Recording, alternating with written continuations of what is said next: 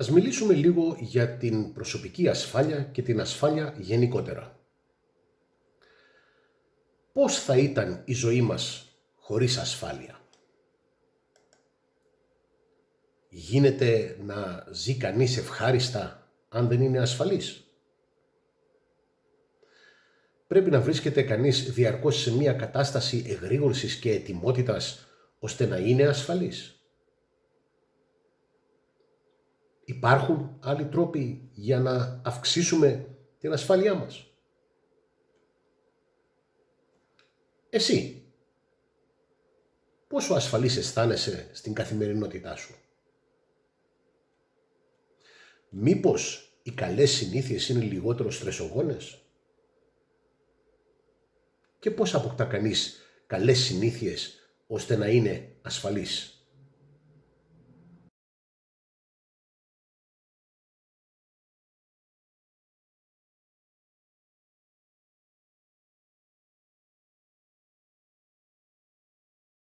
Γεια σας, είμαι ο Ζακ. Διδάσκω δεξιότητες προσωπικής ασφάλειας, αυτοπροστασίας και αν χρειαστεί αυτοάμυνας σε άνδρες και γυναίκες που έχουν την ανάγκη να νιώθουν αλλά και να είναι ασφαλείς. Η ασφάλεια είναι το πρώτο από τα τρία σημεία κλιμάκωσης κατά τις διδαχές της κοινότητάς μας, του Combatives Group. Οι περισσότεροι από εμάς καταλαβαίνουμε την ασφάλεια ως κατάσταση της απουσίας κινδύνου ή απειλής. Σε ευρύτερη κλίμακα, η ασφάλεια επεκτείνεται σε άτομα και κοινωνικές ομάδες ευάλωτες σε ανεπιθύμητες αλλαγές από το περιβάλλον τους. Ο όρος χρησιμοποιείται επίσης για να αναφέρεται σε πράξεις και συστήματα των οποίων ο σκοπός μπορεί να είναι η παροχή ασφάλειας. Στον κόσμο του Combatives Group, η ασφάλεια έχει να κάνει περισσότερο με την βεβαιότητα ότι έχουμε κάνει τα πάντα για να προστατέψουμε τα υλικά μας αγαθά. Ανάλογα με τις διδαχές μας, είναι το χαμηλότερο επίπεδο επίγνωσης του περιβάλλοντος και μιας κατάστασης. Ακόμη και ένας άνθρωπος ο οποίος δεν δίνει ιδιαίτερη σημασία στην αυτοπροστασία, το επόμενο επίπεδο επίγνωσης του περιβάλλοντος και της κατάστασης, θα φροντίσει να μην χάσει υλικά αξίας, διότι η δαπάνη αντικατάστασής τους μπορεί να είναι δυσβάσταχτη ή και αδύνατη. Όλοι φροντίζουμε να κλείνουμε το μάτι της κουζίνας όταν φεύγουμε από το σπίτι μας. Όλοι κάνουμε τον κόπο να κλειδώνουμε το σπίτι και το αυτοκίνητό μας όταν βρισκόμαστε μακριά τους. Όλοι σιγουρευόμαστε ότι τα χρήματα που έχουμε μαζί μας, το κινητό μας τηλέφωνο και άλλα αντικείμενα αξίας είναι σε ασφαλές σημείο. Και τέλος, όλοι μας τρογόμαστε όταν δεν νιώθουμε σίγουροι για αυτά. Η προσωπική ασφάλεια είναι το βασικότερο όλων των αγαθών που αναζητάμε όταν βγαίνουμε βόλτα. Φανταστείτε να νιώθετε ευάλωτοι, ανασφαλείς ή κυνηγημένοι σε κάθε σας έξοδο. Το μόνο σίγουρο είναι ότι αργά ή γρήγορα θα αναζητούσατε ένα ασφαλέστερο περιβάλλον, όπου δεν θα νιώθατε ότι βρίσκετε συνεχώς σε μια κατάσταση άμυνας. Ένα από τα βασικότερα χαρακτηριστικά που προσθέτουμε προσπαθώντας να εμφυσίσουμε στους ασκούμενους της κοινότητάς μας είναι να καλλιεργήσουν καλές συνήθειες. Έχουμε βρει ότι οι άνθρωποι που το κάνουν αυτό μειώνουν σημαντικά την πιθανότητα να βρεθούν σε επισφαλή κατάσταση ή ακόμη και σε κατάσταση αυτοάμυνας. Η λέξη ασφάλεια γενικότερα είναι η κατάσταση κατά την οποία είμαστε προστατευμένοι από κίνδυνο οποιασδήποτε μορφής. Είναι δηλαδή η αίσθηση που έχουμε ότι είμαστε μακριά από κάθε ενδεχόμενο πρόκλησης βλάβης. Όμως, τι είναι η ασφάλεια πρακτικά για τον κόσμο? Μία από τις μεγαλύτερες ανησυχίες του Έλληνα πολίτη είναι η ασφάλεια στο σπίτι του. Ο λόγος είναι ο αυξανόμενος αριθμός διαρρήξεων στην ελληνική επικράτεια και η έλλειψη πόρων, άρα και η αδυναμία της αστυνομίας να βρίσκεται παντού ώστε να διαλευκάνει γρήγορα τα εν λόγω εγκλήματα, γλιτώνοντας άλλα θύματα. Ο φόβος της έλλειψης ασφάλειας δεν εστιάζεται μόνο στην απώλεια υλικών αγαθών, αλλά και στον άμεσο κίνδυνο για την σωματική ασφάλεια των μελών της κατοικίας. Στα αγγλικά η λέξη που περιγράφει την ασφάλεια είναι security. Η λέξη ασφαλής στη γλώσσα αυτήν εισήλθε τον 16ο αιώνα.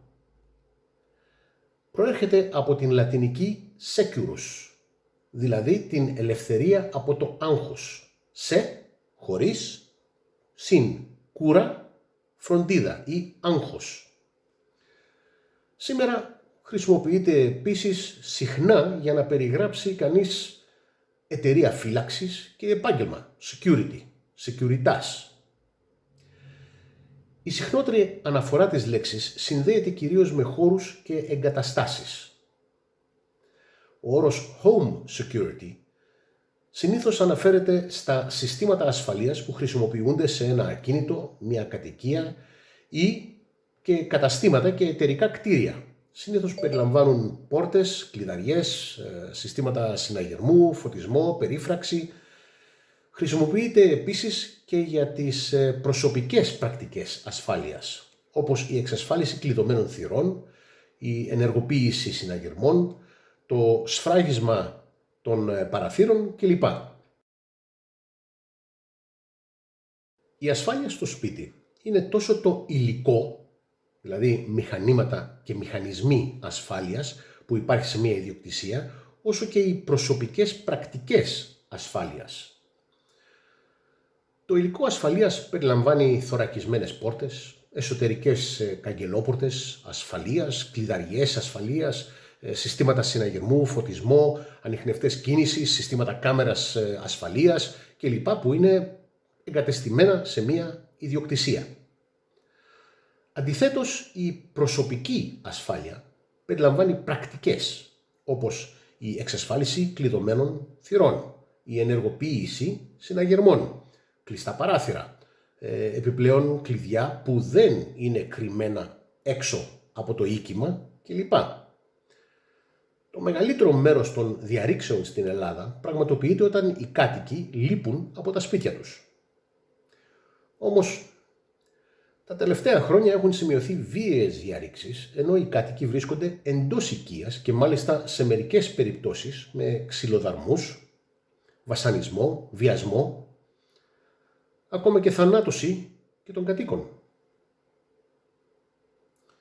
Μια τυπική μη βίαιη διάρρηξη διαρκεί περίπου 8 έως 12 λεπτά και σε κάποιες περιπτώσεις περισσότερο εάν οι διαρρήκτες γνωρίζουν ότι έχουν άπλετο χρόνο, παραδείγματος χάρη σε εξοχικές κατοικίες ή περιπτώσεις όπου λείπουν οι κάτοικοι. Κατά μέσο όρο, ο διαρρήκτης μπορεί να διαρρήξει ένα σπίτι μέσα σε 60 δευτερόλεπτα. Συνήθως είναι τακτική να αδειάζουν τα πάντα στο πάτωμα, επιλέγοντας όσα τους ενδιαφέρουν. Οι περισσότερες κλοπές στοχεύουν πρώτα στα μετρητά, ακολουθούμενα από κοσμήματα, ηλεκτρονικά και όσο περίεργο και να φαίνεται, φάρμακα. Πωλούνται σε εξαρτημένους από ναρκωτικά. Οι απλούστερες μέθοδοι ασφάλειας περιλαμβάνουν να μην κρύβονται επιπλέον κλειδιά έξω, να μην απενεργοποιούνται όλα τα φώτα τη νύχτα, να εφαρμόζονται μικρές αυτοκόλλητες ετικέτες, μάρκες κλειστών κυκλωμάτων τηλεοράσεων και εταιριών security στις πόρτες και να διατηρούνται καλές σχέσεις με τους γείτονες, κυρίως. Οι διαρρήξεις είναι πιο πιθανά να πραγματοποιηθούν μεταξύ 6 π.Μ. και 6 μετά μεσημβρίας. Σπανιότερο, αλλά εφικτό μεταξύ 6 μετά μεσημβρίας και 9 μετά μεσημβρίας. ενώ οι περισσότεροι άνθρωποι είναι εκτός του σπιτιού τους. Σε κάποιες σαφώς λιγότερες αλλά πολύ δημοσιοποιημένες περιπτώσεις, διαρρήξεις έχουν συμβεί όταν οι κάτοικοι είναι εντός της οικίας. Σε κάποιες περιπτώσεις, όπως προαναφέρθηκε, με ξυλοδαρμούς, βασανισμό, βιασμό και πολύ σπανιότερα την θανάτωση των κατοίκων. Ελάχιστα σπίτια στην Ελλάδα είναι εξοπλισμένα με συστήματα οικιακής ασφάλειας και ακολουθεί ότι πολλοί διαρρήκτες προσελκύονται από σπίτια που δεν διαθέτουν σύστημα. Το 95% των διαρρήξεων απαιτεί το σπάσιμο ενός παραθύρου, της κλειδαριάς, σε κάποιες περιπτώσεις την διάρρηξη της κλειδαριάς ή ακόμη και την αφαίρεση της πόρτας με λωστό. Μερικά άλλα κοινά εργαλεία που χρησιμοποιούνται για διάρρηξη είναι πέντσες, κατσαβίδια και σφυριά. Αυτό το καθιστά δύσκολο να συνδεθούν με το συγκεκριμένο είδος εγκλήματος, διότι αποτελούν κοινά οικιακά εργαλεία που ο καθένας μπορεί να ισχυριστεί ότι χρειάζεται για μία δουλειά. Οι διαρρήκτες είναι συνήθως αρσενικά, ηλικίας κάτω των 25 ετών, χωρίς αυτό να θέτει κάποιο όριο. Το 10 με 15% των διαρρηκτών σχεδιάζει και προγραμματίζει την διάρρηξή τους εκ των προτέρων, ενώ περίπου το 40% δρούν βάσει παρορμητικής απόφασης, δηλαδή ευκαιριακά. Επίσης, πολλοί διαρρήκτες θεωρούν ανασταλτικούς παράγοντες την εγκύτητα στην πολυσύχναστη ανθρώπινη κυκλοφορία και γενικότερα στην σχετικά υψηλή κυκλοφορία οχημάτων. Περίπου το 80% των διαρρήξεων ψάχνουν για ένδειξη ενός συστήματος συναγερμού και περίπου το 60% αυτών απορρίπτουν την διάρρηξη αν βλέπουν εγκαταστάσεις συστημάτων συναγερμού. Ο επαγγελματίας διαρρήκτης ενδιαφέρεται μόνο για λία και πολύ σπάνια θα ρισκάρει συνάντηση με τους ενίκους. Οι πραγματικοί επαγγελματίες, οι μπουκαδόροι δηλαδή του είδους, σχεδιάζουν και προγραμματίζουν τη διάρρηξη έχοντας παρακολουθήσει στενά τους στόχους τους. Συνεργάζονται σε μικρές ομάδες ώστε να ερευνήσει ο καθένας συγκεκριμένες περιοχές της οικίας, ταυτόχρονα και γρήγορα μειώνοντας τον χρόνο του ρίσκου τους. Έξω υπάρχουν τσιλιαδόροι, σε σημεία με μεγάλο οπτικό πεδίο για να τους προειδοποιήσουν με σήμα όταν έρχεται κάποιος και κινδυνεύουν. Οι πιο σκληροπυρηνικές ομάδες διαρριγνύουν σπίτια με τους κατοίκους εντός, αν υποψιάζονται ή γνωρίζουν ότι υπάρχει πλούσια λία. Είναι ικανοί για όλα. Δεδομένου ότι είναι αδύνατον να γνωρίζουμε με ακρίβεια τον βαθμό στον οποίο είναι κάτι ασφαλές, ένα ποσοστό ευπάθειας είναι αναπόφευκτο. Οι αντιλήψεις για την ασφάλεια ποικίλουν συχνά. Για παράδειγμα, ο φόβος θανάτου από σεισμό είναι σχετικά κοινός στην Ελλάδα. Άρα στατιστικά το κάπνισμα σκοτώνει πολύ περισσότερους ανθρώπους. Στη Γαλλία, το Ηνωμένο Βασίλειο και τις Ηνωμένες Πολιτείες υπάρχουν πολύ λιγότεροι θάνατοι από τρομοκρατικές ενέργειες που τόσο φοβούνται. Από ότι υπάρχουν γυναίκες που σκοτώνονται από τους συντρόφους τους εντός της οικίας τους. Τραγικό δηλαδή. Ένα άλλο πρόβλημα αντίληψης είναι η κοινή πεποίθηση ότι η παρουσία ενός συστήματος ασφαλείας ή ενός μεγάλου σκύλου συνεπάγεται ασφάλεια. Με το σωστό κίνητρο, την αποφασιστικότητα, την καλή σχεδίαση και την προετοιμασία, και τα δύο, όπως και πολλά άλλα, παρακάμπτονται. Το λεγόμενο θέατρο ασφάλειας είναι ένας κρίσιμος όρος για μέτρα που αλλάζουν τις αντιλήψεις ασφάλειας ενός περίεργου με κακό σκοπό, χωρίς να επηρεάζουν αναγκαστικά την ίδια την ασφάλεια. Για παράδειγμα, τα εμφανές δείγματα συστημάτων προστασίας, όπως κουτιά με φώτα, κάμερες κλπ. αυτοκόλλητα και πινακίδες κάποιας εταιρείας security, όπως κάνει το κάθε σπίτι που διαφημίζει το σύστημα συναγερμού που διαθέτει. Όλα αυτά μπορεί να αποτρέψουν έναν ενδυνάμει διαρρήκτη, ανεξάρτητα από το εάν το σύστημα λειτουργεί σωστά ή όχι. Ομοίως, η αυξημένη παρουσία προσωπικού security ή και περιπολίας της αστυνομίας στην περιοχή μειώνει τον κίνδυνο σημαντικά.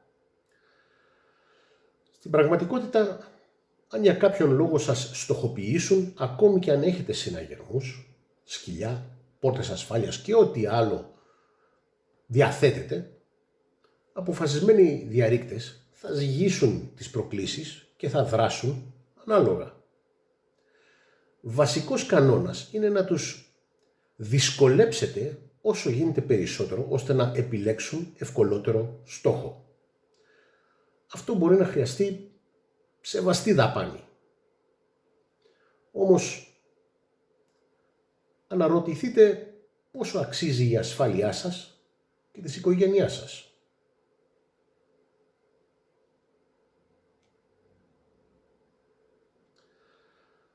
Αυτό μας φέρνει στο τέλος αυτής της παρουσίασης. Αν θέλετε να μάθετε περισσότερα, επισκεφτείτε την ιστοσελίδα μας και εγγραφείτε στο κανάλι μας για να ειδοποιηθείτε για νέες παρουσιάσεις. Μέχρι τότε, να προσέχετε εκεί έξω.